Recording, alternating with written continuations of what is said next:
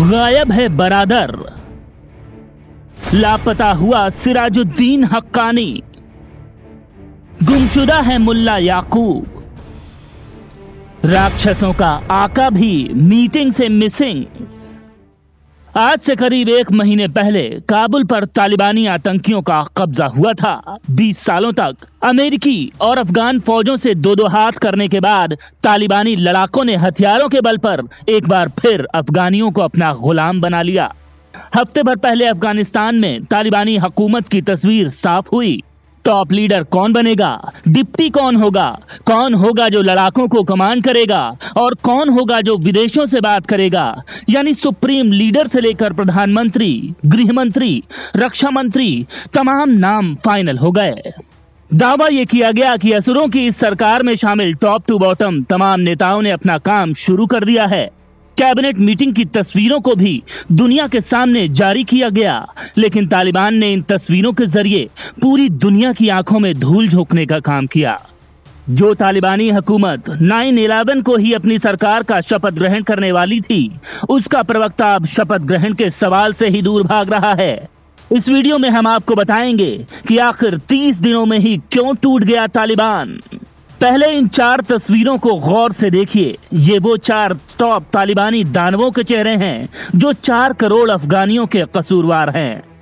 इनमें एक तालिबानी सरकार का डिप्टी पीएम मुल्ला बरादर, दूसरा गृह मंत्री सिराजुद्दीन हक्कानी, तीसरा रक्षा मंत्री मुल्ला याकूब और इन सब के साथ इन राक्षसों का आका यानी तालिबानी हुकूमत का सुप्रीम लीडर हिब्बुल्लाह अखुंज़ादा है। लेकिन सरकार गठन के ऐलान के बाद से इन 4 चेहरों को पूरी दुनिया ने नहीं देखा। दुनिया पूछ रही है, दुनिया जानना चाहती है, अफगानिस्तान खोज रहा है कि आखिर इन 4 आतंकियों को क्या जमीन खा गई या फिर आसमान निगल गया। इनमें सबसे बड़ा चेहरा है आतंकी मुल्ला अब्दुल गनी बरादर का। आतंकी मुल्ला अब्दुल गनी बरादर पिछले हफ्ते भर पहले तक शायद ही कोई दिन गुजरा रहा होगा कि इस शख्स की तस्वीरें आपने किसी न किसी चैनल पर न देखी हों। कभी दोहा में पीस टॉक्स में तालिबान की नुमाइंदगी, कभी पाकिस्तान के विदेश मंत्री शाह महमूद कुरैशी के गले लगते, तो कभी बीजिंग में चीन के विदेश मंत्री के साथ 1-to-1 गुफ्तगू।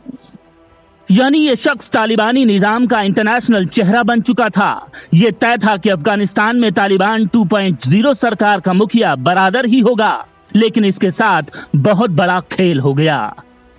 मुल्ला बरादर को दानवों की कैबिनेट में जगह तो मिली, लेकिन प्रधानमंत्री की जगह उसे डिप्टी पीएम की कुर्सी से संतोष करना पड़ा। लेकिन इस पोजीशन पर भी उसे अब्दुल सनाम हनाफी के साथ सीट शेयरिंग करनी पड़ी, क्योंकि हनाफी को भी उप प्रधानमंत्री का पद दिया गया है।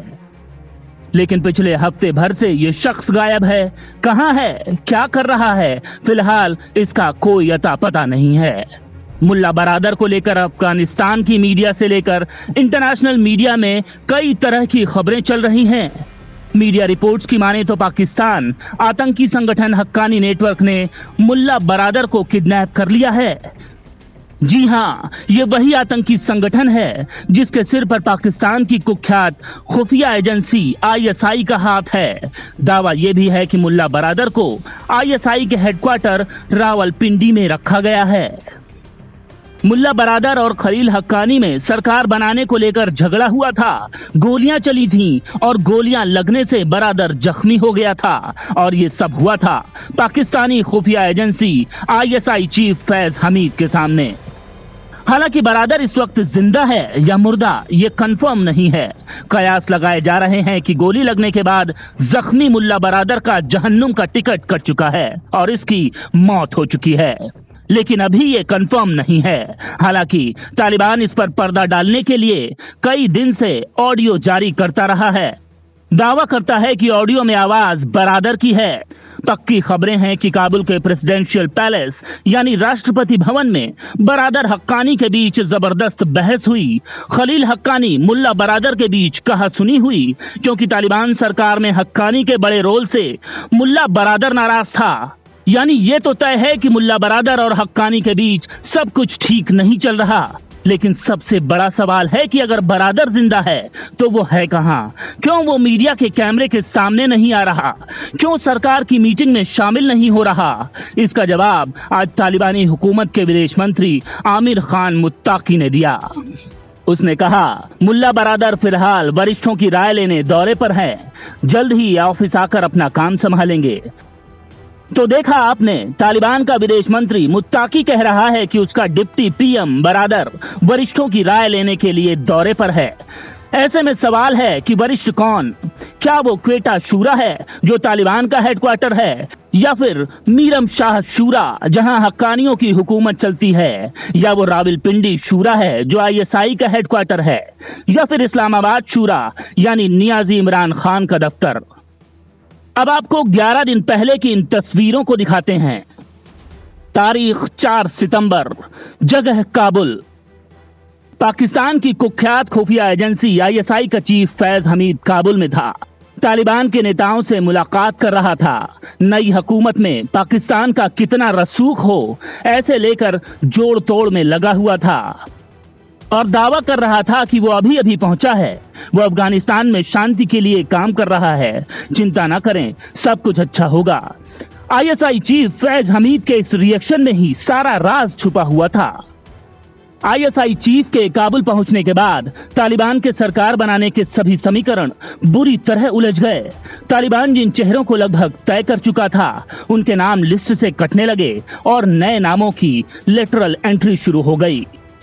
एक और नियाजी खान ने अपने सबसे बड़े जासूस के जरिए बरादर का पत्ता साफ कर दिया, तो वहीं तालिबान की आतंकी की कैबिनेट में कम से कम 6 ऐसे आतंकियों को मंत्री भी बनवा दिया जिन्होंने पाकिस्तान के जामिया हक्कानिया सेमिनरी से पढ़ाई की थी। साथ ही टेररिस्ट के दखल से आतंकी संगठन हक्कानी नेटवर्क को भी बड़ी जिम्मेदारियां मिली हैं और तब से तालिबान के भीतर जो फसाद शुरू हुआ वो अब तक जारी है। काबुल पर कब्जे के बाद तालिबान अफगानिस्तान में अपनी हुकूमत बनाने के लिए 20 दिनों तक माथापच्ची करता रहा। सरकार का मॉडल कैसा होगा, प्रेसिडेंशियल टाइप ऑफ गवर्नमेंट यानी जिस तरह अमेरिका में राष्ट्रपति सर्वे सर्वा होता है, या फिर प्रधानमंत्री के पास ही पूरी ताकत। लेकिन जब सरकार बनाने पर तालिबानी हुकूमत से जुड़े अलग अलग संगठनों से बात बनी तो ये तय हुआ कि तालिबान 2.0 ईरानी मॉडल के तहत अपनी सरकार को चलाएगा। तालिबान ने ईरान की तर्ज पर एक सर्वोच्च नेता को चुना जिसके तहत प्रधानमंत्री समेत तमाम मंत्री काम करेंगे। जिस तरह ईरान में अयातुल्ला अली खामेनेई सर्वोच्च नेता हैं, उसी तरह तालिबान ने मुल्ला हिब्दुल्लाह खुंदजादा अफगानिस्तान को नया सुप्रीम लीडर बनाया गया। यानी तालिबानी हुकूमत कैसे चलेगी, फाइनल अथॉरिटी इसी खुंदजादा के पास है। लेकिन तालिबानी राक्षसों का ये आका गायब है, कहीं नजर नहीं आ रहा। हिब्दुल्लाह खुंदजादा 2016 में तालिबान का सरगना बना था। 5 साल में उसका कोई बयान किसी भी रूप में सामने नहीं आया। पिछले साल खबर आई थी कि खुंदजादा काफी बीमार था और उसकी मौत पेशावर में हुई। हालांकि अफगानिस्तान पर दोबारा कब्जे के बाद तालिबान ने कहा कि सुप्रीम लीडर अखुंदजादा जल्द ही दुनिया के सामने आएंगे। 15 दिन पहले दिए गए बयान के बावजूद वो अब तक नहीं दिखा है। रिपोर्ट के मुताबिक अखुंदजादा भी या तो मारा जा चुका है या फिर गंभीर रूप से बीमार है। अगर ऐसा नहीं है तो अब तक वो सामने क्यों नहीं आया? कतर की राजधानी दोहा में भी उसका कोई यता पता नहीं है। तालिबान पर सबसे ज्यादा प्रभाव इस वक्त कतर का है। उसके विदेश मंत्री रविवार को काबुल पहुंचे थे। तालिबान ने दावा किया था कि उन्होंने अखुंदजादा से कंधार में मुलाकात की, लेकिन इसकी कोई तस्वीर सामने नहीं आई। बाकी सब तो छोड़िए, तालिबान प्रवक्ता ने इस मुलाकात की पुष्टि तक नहीं की। ऐसे में अखुंदजादा को लेकर सवाल खड़े हो गए हैं। हिब्दुल्लाह अखुंदजादा फतवों का मास्टर है। ये क्रूर तालिबानी प्रेम संबंध रखने वालों की हत्या करवा चुका है, चोरी करने के आरोपियों के हाथ कटवा चुका है। 1961 में कंधार के पंजवई में पैदा हुआ खुंदजादा का नूरजई कबीले से जुड़ाव है। 1996 में फराह प्रांत के धार्मिक विभाग में काम किया। कंधार में तालिबान का संस्थापक आतंकी मुल्ला उमर के मदरसे का मौलवी रहा। तालिबान की पहली सरकार में शरिया अदालत का चीफ जस्टिस रह चुका है और 25 मई 2016 को तालिबान का सरगना और 7 सितंबर को तालिबान सरकार 2.0 का सुप्रीम लीडर बना। आमतौर पर किसी भी देश में सरकार के ऐलान के साथ ही नेता दुनिया के सामने आते हैं, मीडिया से बातचीत करते हैं, लेकिन अफगानिस्तान में ऐसा नहीं हो रहा। लोग जानना चाहते हैं कि तालिबान का सुप्रीम लीडर कहां है, उसका डिप्टी पीएम कहां है, तालिबानी लड़ाकों को कमांड देने वाला गृहमंत्री सिराजुद्दीन हक्कानी कहां है, और तो और तालिबान को बाहरी आक्रमणकारियों से बचाने के लिए रणनीति बनाने वाला रक्षा मंत्री मुल्ला याकूब कहां है। क्यों तालिबान के ये 4 टॉप कमांडर दुनिया से नजरें नहीं मिला पा रहे हैं?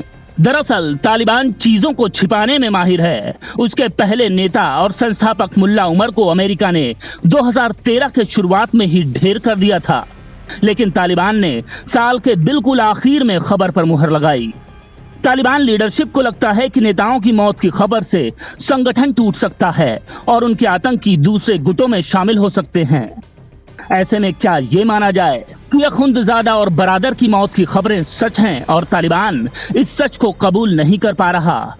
सवाल ये भी है कि आखिर तालिबान सरकार के अहम चेहरे दुनिया के सामने क्यों नहीं आ रहे और छोटे और प्रवक्ता स्तर के नेता लगातार हर एक अनुमान, हर एक दावे को क्यों खारिज कर रहे हैं?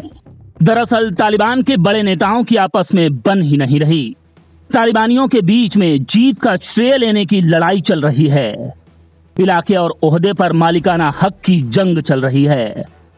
आखिरी फैसला कौन लेगा, इसे लेकर भी आपसी जंग जारी है। बड़े तालिबानी आतंकी किसी की सरपरस्ती नहीं चाहते। आइए अब समझते हैं कि आखिर अफगानिस्तान के लोग काबुल छोड़ने के लिए क्यों बेताब हैं। क्योंकि तालिबान की ये वो सरकार है जिसे सिर्फ और सिर्फ मारना आता है। तालिबान का ये संगठन कई आतंकी संगठनों से मिलकर बना है। ये भले ही अमेरिकियों और अफगान सेना के साथ एक साथ मिलकर लड़ाई लड़े, लेकिन जब जीत हासिल हुई तो बरादर का चेहरा अंतर्राष्ट्रीय स्तर पर छा गया, जिसे हक्कानी बर्दाश्त नहीं कर सका। उसे लगा कि बरादर एक ऐसा नैरेटिव सेट कर रहा है जिसे हक्कानी किनारे लग जाएगा, और यही वजह रही कि मौजूदा वक्त में बरादर लापता है, अखुंदजादा का पता नहीं है, और पाकिस्तान ने जिस तरह से तालिबानी सरकार बनाने में भूमिका निभाई, उसे शक है कि कहीं बरादर को रावलपिंडी में कैद तो नहीं कर रखा गया।